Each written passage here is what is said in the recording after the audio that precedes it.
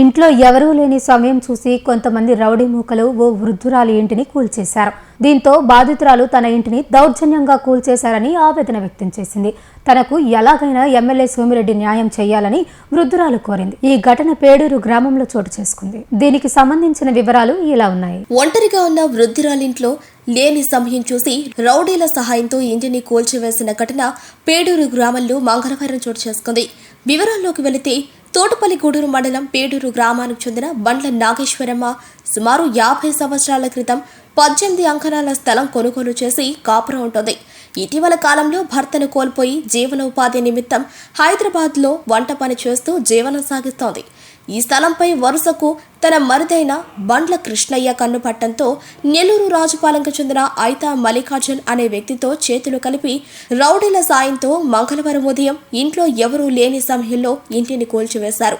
ఈ ఘటనకు సంబంధించి బాధితులను వివరాలు కోరగా వారు మాట్లాడుతూ తమ స్థలాన్ని అక్రమంగా స్వాధీనం చేసుకోవాలనే దురుద్దేశంతో రౌడీల సాయంతో తమ ఇంటిని కూల్చివేశారని ఆవేదన వ్యక్తం చేశారు. అడ్డుకోబోయిన తమ కుమార్తెను మహిళని కూడా చూడకుండా బోటు కాళ్లతో తరటంతో తన కుమార్తెకు తీవ్ర గాయాలయ్యాయని నాగేశ్వరమ్మ బోరున విలిపించారు.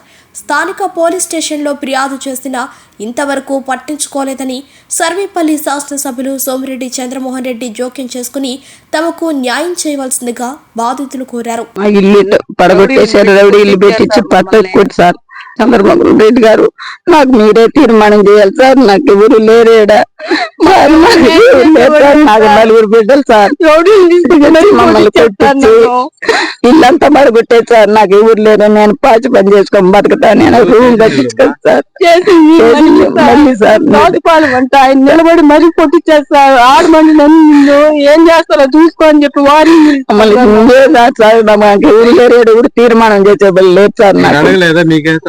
అడిగాను సార్, నాది స్థలం నాది సొత్తు అంటున్నాను.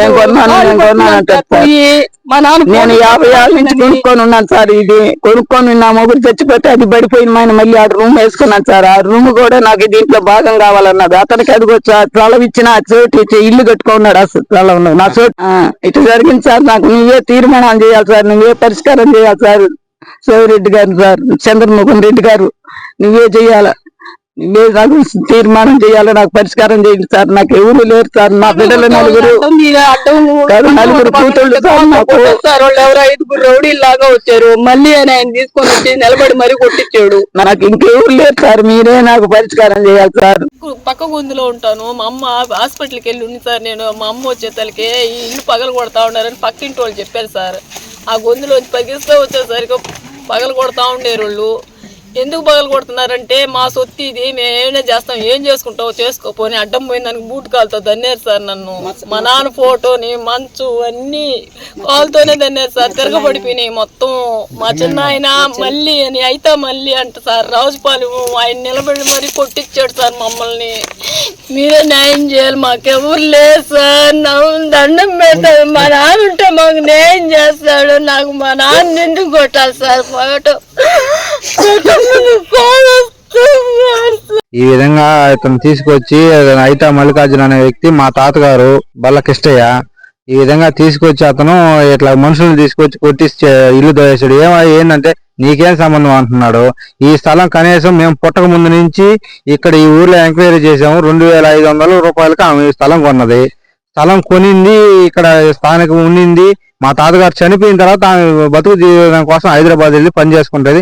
ప్రతి నెల పింఛన్కి వచ్చినప్పుడు ఇక్కడికి వచ్చి స్థలం క్లీన్ చేసుకుని ఇక్కడ చేసుకుంటా ఉండింది. ఆమె వల్ల ఈయనకి వచ్చిన ఇబ్బంది ఏంటంటే ఈ స్థలం ఆయన అమ్ముకొని తినాలంటున్నాడు. ఎందుకు ఇస్తారు? ఇప్పుడు ఆమెకు ఇప్పుడు ఈదిని పడిపోయింది, ఈ ఇల్లు పగలగొట్టింది అండి. అందులో 2.5 సవర్ బంగారం ఉంది, మొత్తం ఉంది. ఇందువల్ల ఈ సోమిరెడ్డి సార్ గారిని మేము కోరుతున్నాము. ఆ సోమిరెడ్డి సార్ మాకు ఏదైనా దయచేసి అమౌంట్ ఇదే ఈ స్థలం మాకు మా అమ్మమ్మ గారికి స్థలం ఇవ్వాల్సిందిగా న్యాయం చేయమంటున్నాం. అబద్ధం మాకొద్దు, న్యాయం ఎట్లాగుంటే అట్లా చేయమంటున్నాం మేము. దాన్ని బట్టి సోమిరెడ్డి సార్ గారు ఏం చెప్తే దానికి సిద్ధం. మేము పోలీసు వాళ్ళకి రాత్రి వెళ్ళి కేసు పెట్టాము. నిన్న ఉదయం 10:30, 11 గంటల ప్రాంతంలో కేసు పెట్టాము. దానికి స్పందించలేదు. ఇంకొకసారి కూడా వెళ్తాం ఇప్పుడు స్టేషన్ దగ్గరికి.